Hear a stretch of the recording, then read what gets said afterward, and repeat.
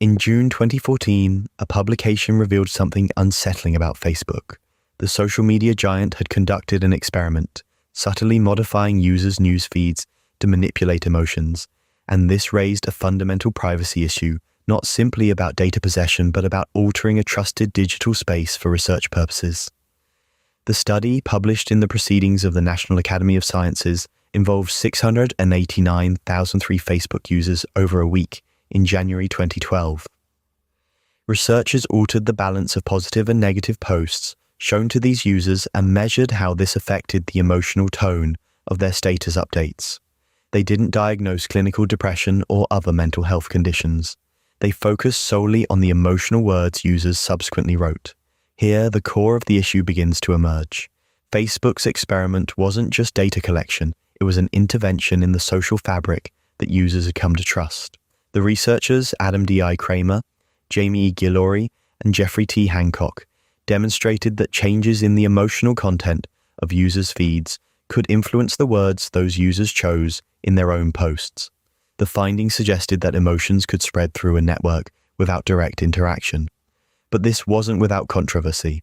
The methods drew immediate public backlash, leading to an editorial expression of concern from the Proceedings of the National Academy of Sciences. The next step is to understand why this experiment felt like a privacy violation, even if users had previously agreed to terms of service. This is where Helen Nissenbaum's theory of contextual integrity provides clarity. In her work, Privacy in Context, published in 2010, Nissenbaum redefines privacy not as total secrecy, but as the appropriate flow of information. Her analysis focuses on the context through which information flows, involving actors, information attributes, and transmission principles, the rules governing information transfer. According to Nissenbaum, a privacy breach occurs when these flows violate legitimate contextual norms.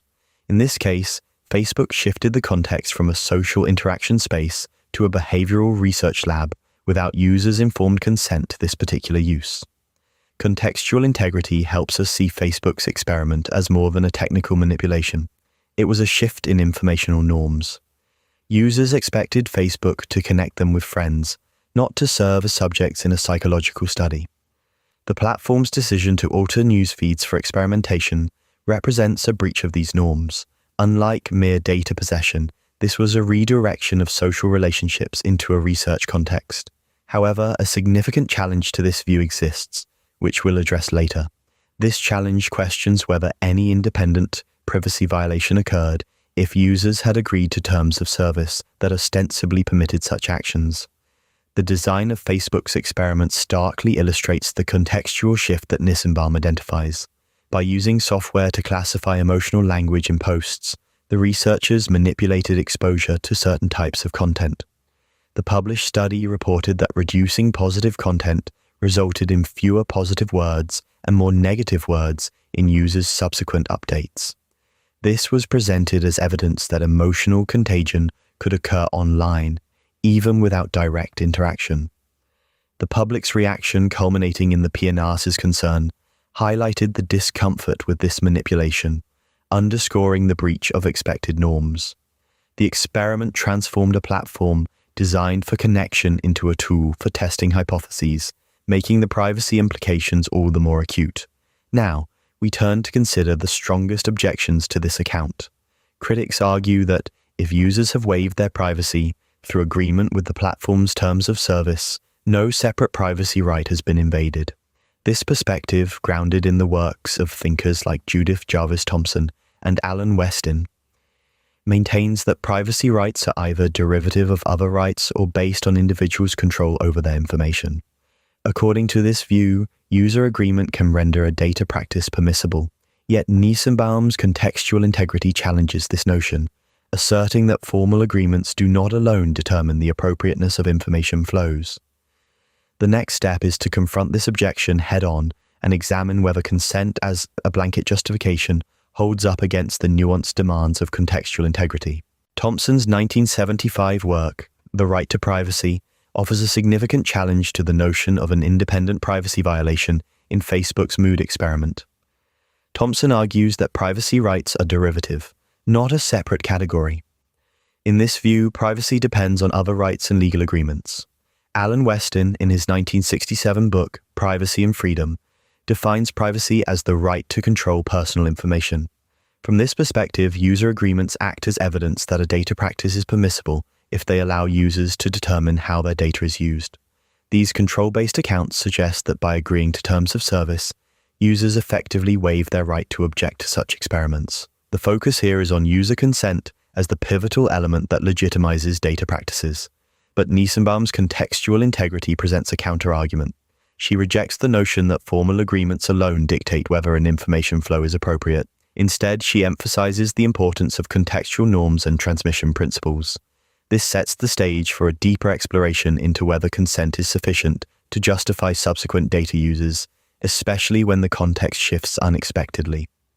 We must now consider how Nissenbaum's view interacts with evolving data practices in a modern setting. The implications of contextual integrity are not limited to the past. Meta's recent plans in Europe underscore its relevance today.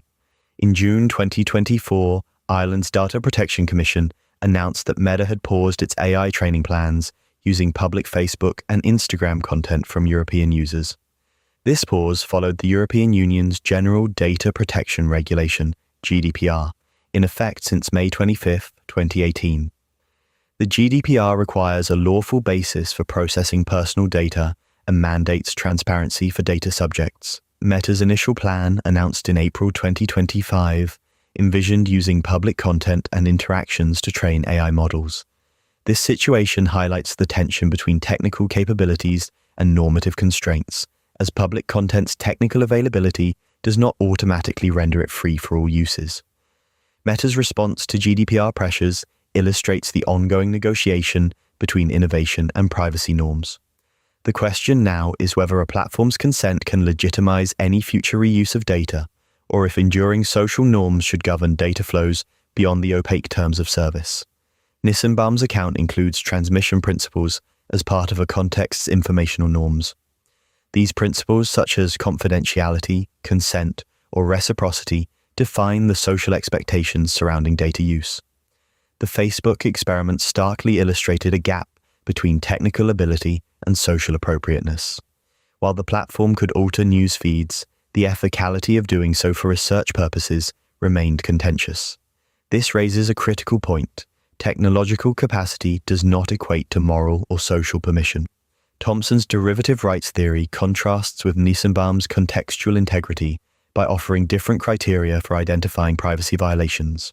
Where Thompson sees consent and control as central, Nissenbaum insists on the primacy of contextual norms. These competing frameworks shape our understanding of privacy in digital environments. Meta's 2025 European AI training policy further complicates the issue by highlighting the purpose of information reuse as a key privacy concern. The policy suggests that mere public availability is not enough. The intended use of information must be scrutinized for its ethical implications. The central question remains, can platform consent override the normative authority of stable social norms over data flows, or must we reconsider the balance between technical capacity and ethical constraints? This inquiry challenges us to rethink the relationship between user agreements and the broader societal expectations they may obscure. As digital platforms continue to evolve, the balance between innovation and privacy will remain a pressing concern.